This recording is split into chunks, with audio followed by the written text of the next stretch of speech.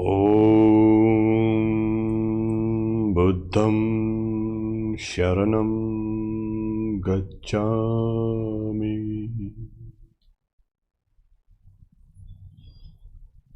I go to seek refuge in the Buddha. Today, on the 11th series of this mantra yoga, we're going to look at an extremely important aspect of Japa yoga, a mantra yoga. The idea is, how can we use the mantra more effectively in a mind that has thoughts and thoughts and thoughts? What's the difference between a dead brain and a alive brain? Thoughts. That's what. So the brain is constantly humming with activity. Sensations come from outside, and they are not few. Sensations or stimuli or vibrations, they come from outside and through the senses, the five senses, taste, touch, sight, smell, and everything, and they come inside, and then the motor organs, the motor nerves are also activated, as well as the vast banks of memories. Now you can imagine there's a tremendous sense of activity. There are thousands and thousands of thoughts. It's not only thousands of thoughts. There are thoughts, there are feelings, there are imaginations, there are memories, there is a willing. All these things are, cluttering in our mind. It's amazingly chaotic. There is a madness there. But there is a method to that madness. What is that method? No one has yet understood. So when we see, you cannot see thoughts, but then through these scanning machines that we have, you can understand that there are neurons, and there are more than 80 billion neurons and billions and trillions of connections. It's not so simple as it seems. These neurons are coming inside, growing, getting new connections, snapping old connections. As sensations come inside, there is a cascade. What is a cascade? One neuron fires. It's a chemical firing through something called the neurotransmitters. And this one neuron fires tens and hundreds and thousands. There's a huge cascade.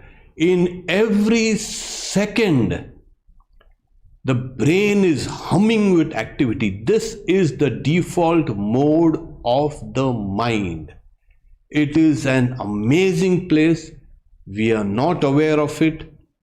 And every firing of the neuron means a thought. Now you might ask, why can't we know? Why can't we be aware of all the thoughts? And that is because most of our thoughts are subconscious. See? So we have the huge, you can say, subconsciousness down there.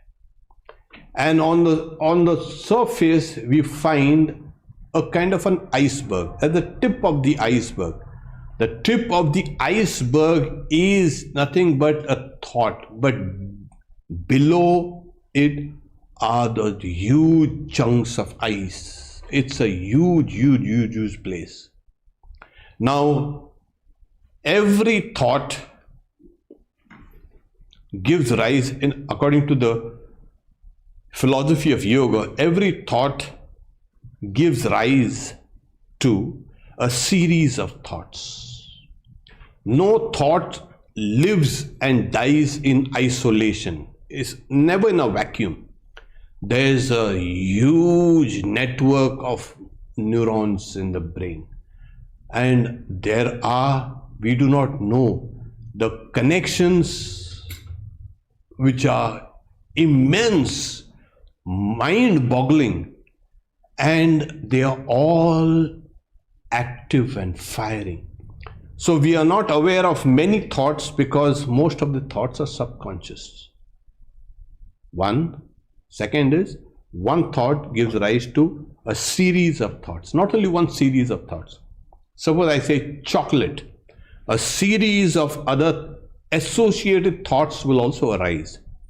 Not only one series, you have multiple series, and then it goes down. Suppose I had it in downtown, and then there's a hotel there. I went to the hotel, and there, it spreads out. Thoughts spread out. So sensations are coming from outside, and the brain is reacting. The brain can't handle the load, so it takes only a small slice of what comes in to protect the body and help it survive. That is the task only, to know where the body is in space and in time. There are some people who think, oh, when we sleep, everything is shut off. No, the external sensations have been shut off, but the memories are all there. They come out in dreams. Okay, that is. But how do we know there are so many? There are 2 or 3 things. There are minds that are very restless. Kshipta. The number of thoughts in your mind will obviously be large. There are minds which are vikshipta, alternately calm and alternately, you can say, restless. Then it depends on the state of your mind. Then also it depends on the external environment. If you are going in a place where there is excessive stimulus from outside, there are going to be excessive thoughts. The mind does not want to stay still. If it does, if there's a reduction in stimulus, what happens is you get bored. And nowadays we have these cell phones, smartphones, where you're making use of it everywhere. The moment there's a sensation is reduced, you get bored, you become listless, you become drowsy, and you want something more to come in. So we are constantly kicking up activities, and the activities are kicking us. It's a loop that has been formed. It's a terrible place. But like I said, there is a method for that madness, that chaos that goes there. Now you'll say, how many thoughts are there? Now, there is a differing opinions about. There are some studies that say there are between 50,000 to 60,000 thoughts in a day. My God. Well, it could be more, it could be less also. There are some studies that say there are over 6,000 thoughts in a day. What is a thought? A thought is something that comes in your consciousness, a feeling and anything. It has a very small window, a 3-second or 2.5-second window. A thought comes, that's a kind of a cognition, yes. But this is only on the level of the conscious mind. There are those huge networks down there. When we are talking of Japa, when we sit down to do mantra repetition, what happens is thousands of thoughts crowd, and they are all wanting attention, they all want space. So what do?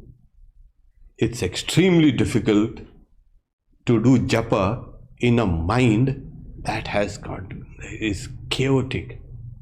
It is also found with intense focus or attention. There is a reduction of thoughts because there is a focus or a concentration on a particular thought or a particular task. This is the most important part of the mantra japa. That's why we have been trying to emphasize that don't do things mechanically.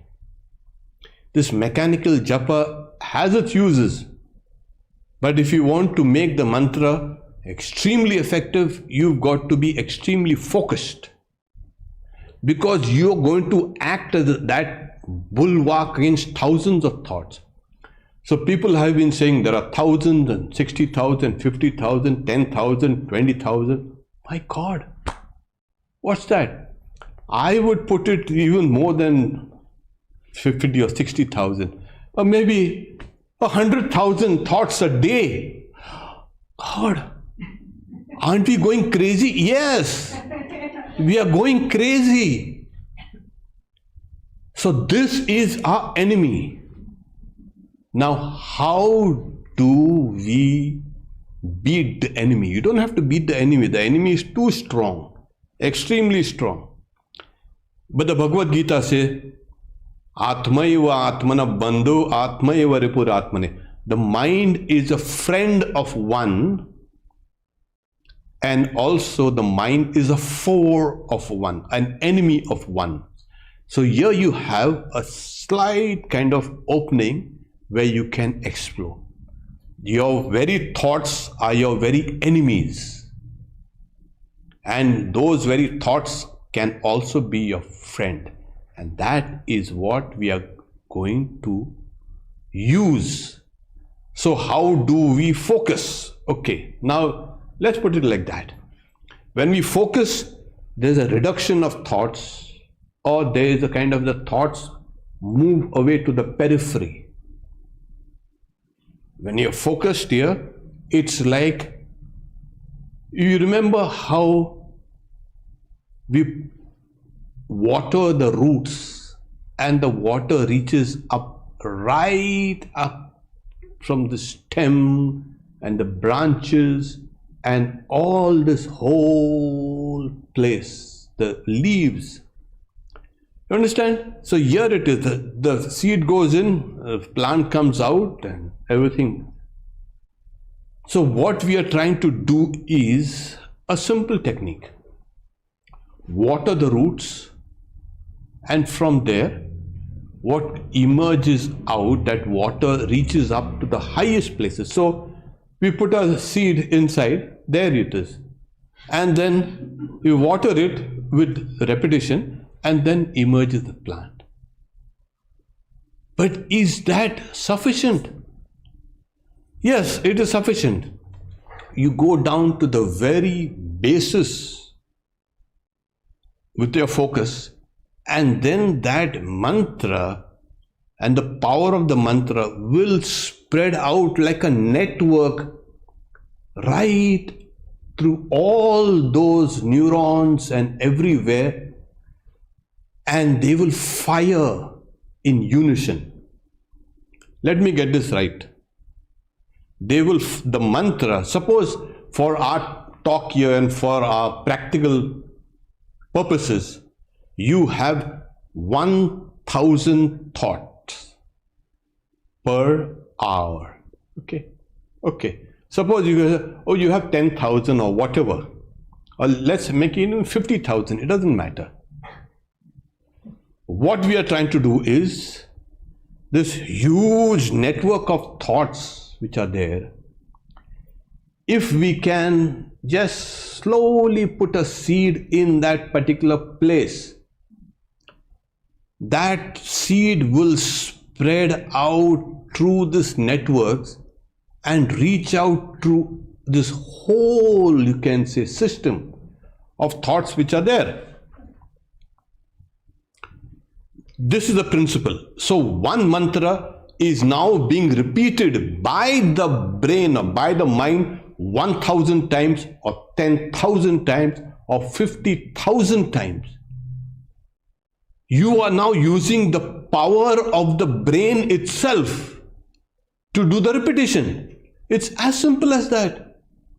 So that enemy of yours, which was all these thousands and thousands of thoughts, has now become actually your greatest friend.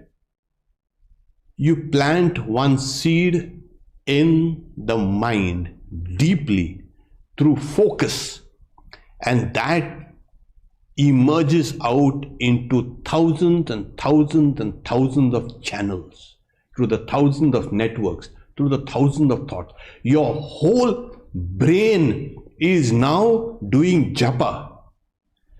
Not only your whole brain, the brain has sensory and motor neurons, so that mantra down floods the whole body.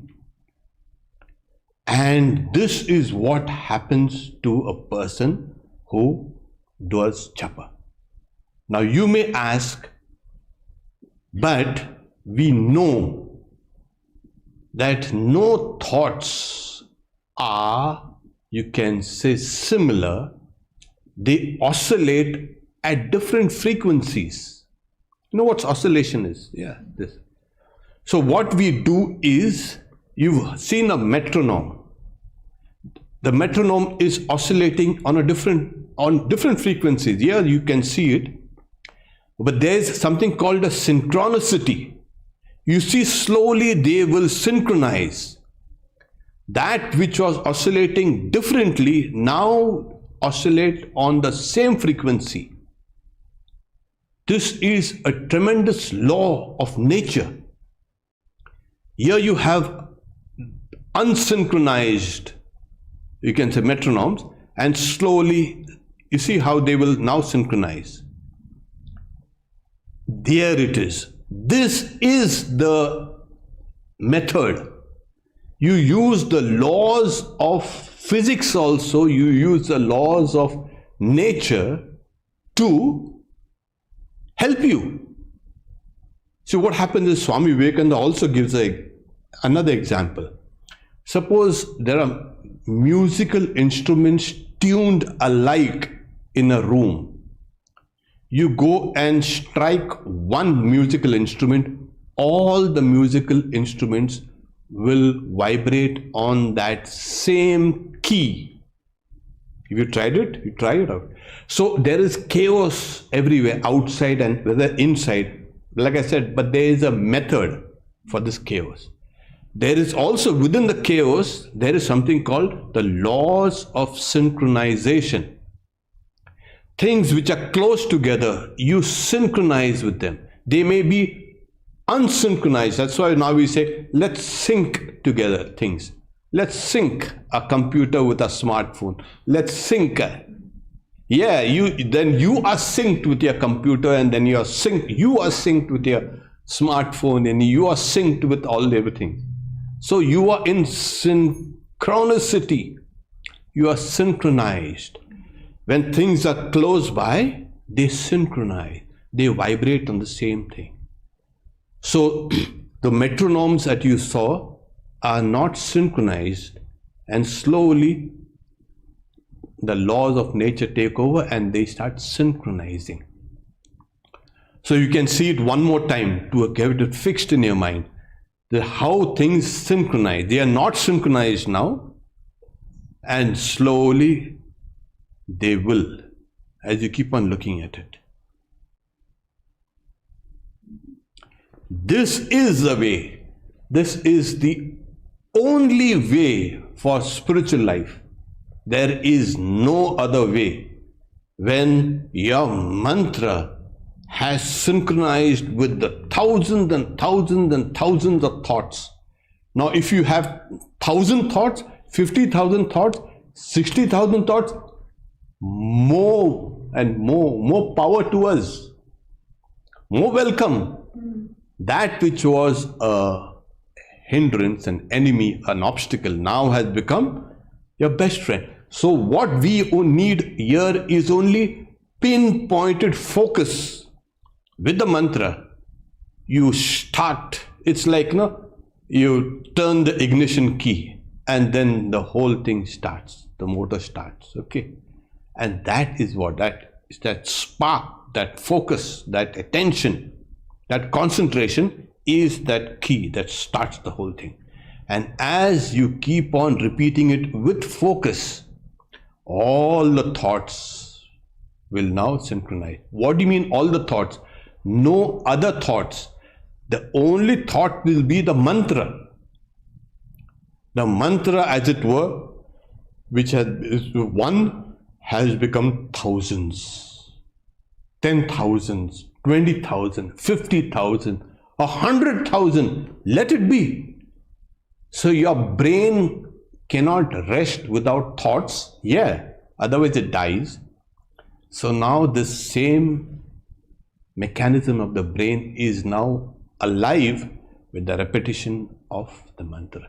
If you can do it even for a little time, it will grow on you. It will grow on you. This is what is called the repetition of the mantra.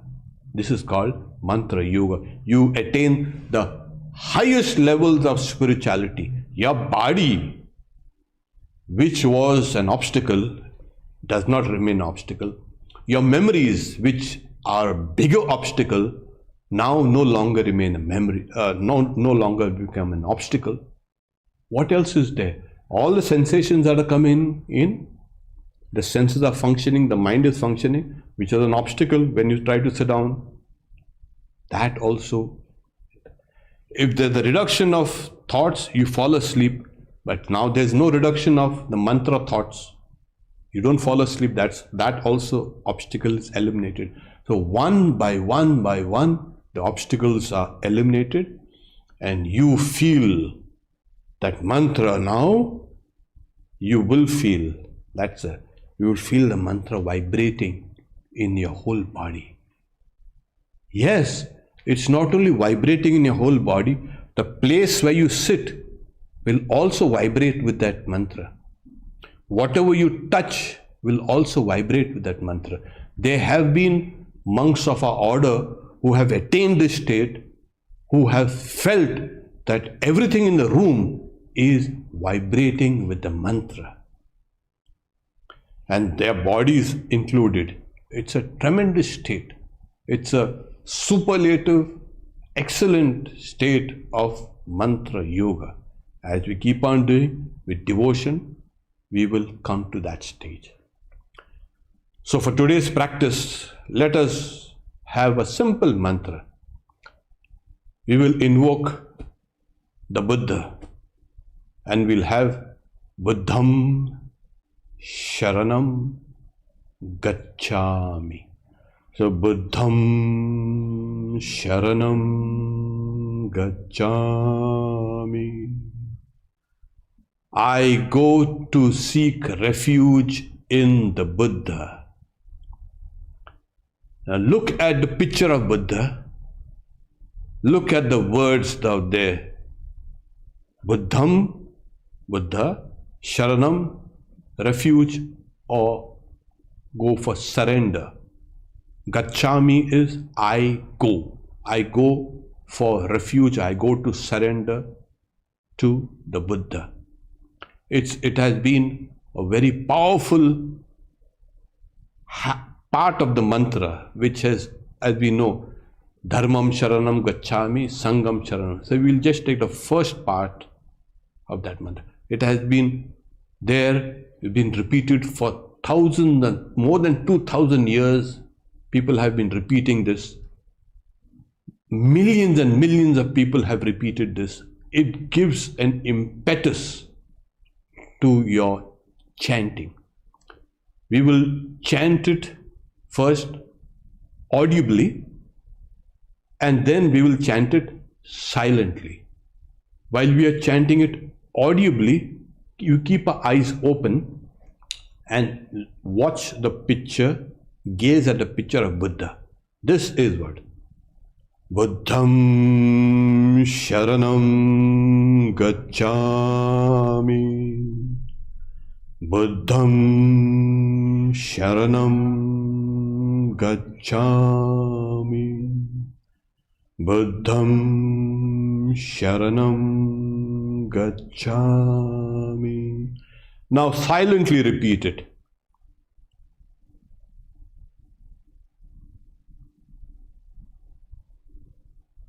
Now close your eyes and repeat it while visualizing the picture of Buddha.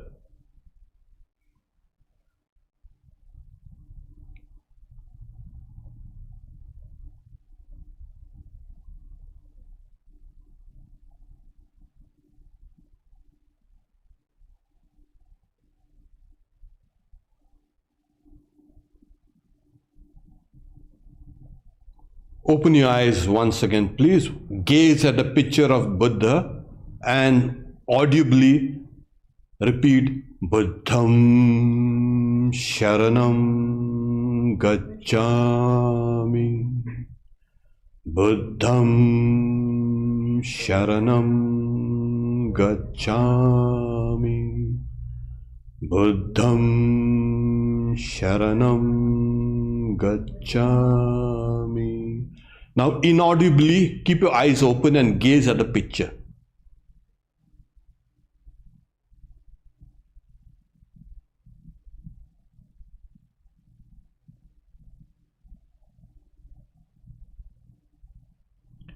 Now close your eyes and visualize it in your mind's eye while repeating it inaudibly.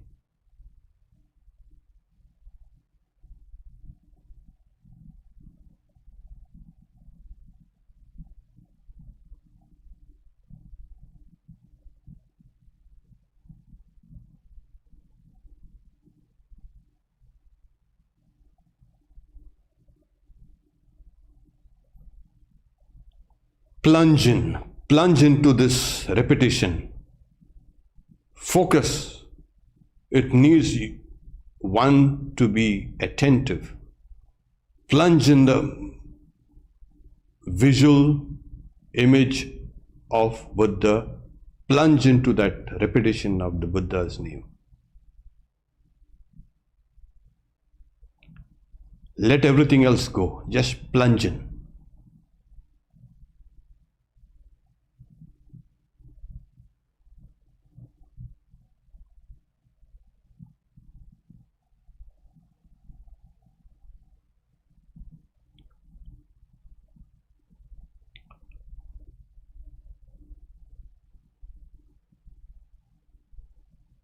Om Shanti Shanti Shanti Harihi Om Tat Sat Shri Ram Krishna Arpanamastu.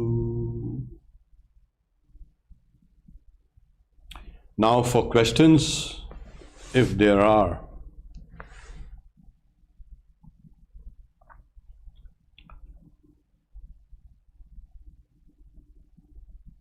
Okay, there are a lot of thank yous here. Thank you all for joining us here. Pranams and pranams. Okay. We have a question. As a law of karma suggests a person has to suffer the consequences of his action, how can a person steer through a phase of suffering or difficult phase in life caused by his own past actions? Oh, we've been reiterating this over and over again. Swami Vivekananda, Holy Mother, Shri Ramakrishna also has said that where you're going to get a wound, a deep wound with a plowshare, a pinprick, you might escape with a pinprick. That's because of the power of Japa, the power of repeating God's name cancels, attenuates, cuts through past karma. So here you have whatever you have done. Why do you think of what you have done? Why do you worry yourself about what you have done? You'll stress yourself. Whatever is done has been done. Now what do I have in my mind, in my present moment? The name of God. Use that to elevate yourself. Can repetition of mantra reduce the effect of past bad karma, I've just mentioned it. Yes, it does. How to overcome past painful thoughts which make present tensed and panic? Well, I told you, the brain will constantly think. That is its nature. Okay. Imagine if you don't want any thoughts, part of your brain might die. Okay. So cognitions, thoughts, feelings, memories, all these are all in the mind, in the brain. Now, how do you remove them? Well, suppose you start tomorrow eating bad, stale, rancid food. What happens to you? You're going to fall sick. And then you switch your diet, you eat nice, fresh fruits, and you can say nice things. The diet becomes good. What happens? You change your health. You change it for the better. Similarly with thoughts. Change your thoughts and you'll find the old things being reduced and slowly disappearing. These bad thoughts, if you keep on thinking, think of good thoughts, and then automatically, it is a process. You must follow a process. They simply wishing, I wish my bad thoughts will go, that won't do. You will have to put in a little effort. Change your diet, your mental diet, see good things, switch off the television. If you're sitting in front of the television the whole day, and then you're saying, my mind is restless, how can I control it? It's not going to happen. So that's what. So come out of your shell, go out, help people, take the name of God, and this will reduce all negative things. So this is the way. Should we recite Japa quietly in the mind or out loud at specific dedicated times of the day? If you are initiated in a mantra by a guru, you've got to repeat it quietly. No one else but you are the repository of the secret knowledge that you have. So when your mind is extremely restless or you want to calm the mind, if there is no one around, do it semi-audibly. And we have in a previous, you can say, series, have dealt with this. You can write it down. There is a kind of semi-audible recitation. There's an audible recitation. There's a silent recitation, etc., etc. So it should be silent. What is silent is powerful. So to get into the silent mode, if there is no one around, you can do it semi-audibly. Then, as we have done today, close your eyes, do it silently, and plunge inside. At dedicated times of the day, yes, if it's not a kind of a mantra, the mantra has to have a dedicated time of the day for repetition. That will become part of your biological clock, your rhythm, as a circadian rhythm. So morning and evening is a good time. But with this present, you can say, busy society, try to make time. But if you can keep more or less a specific time every day, make it into a kind of a routine, it becomes easier. The mind will want to do japa at that particular time. It becomes a habit. No, we are creatures of habit. So that's what we can. And if you are doing a mantra which is not your japa mantra or your sacred mantra, you can repeat any mantra loudly. It's Narayana, Narayana, or any kind of thing. So while meditation, I feel the Ishta has replaced my body, sitting in my place, and my body is prostrating in front of the Ishta. Is it okay? I used to feel the Ishta in my heart before, but no more. Oh, Subramaniam. That's a very good. That's a good, very, very good. It's a tremendously devotional, you can say, feeling you also have now with your repetition of the mantra. So, Ishta has replaced my body. Ishta does not replace your body. The Ishta is in the heart, the cave of the heart. And so I would check myself if this is not just pure imagination. This is very important. You may be imagining things and taking it for real. So what you would need to do is keep a close attention to your sense of self here.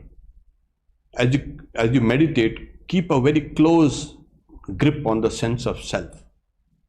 And as you keep on meditating, try to then see if it is an imagination or is in reality.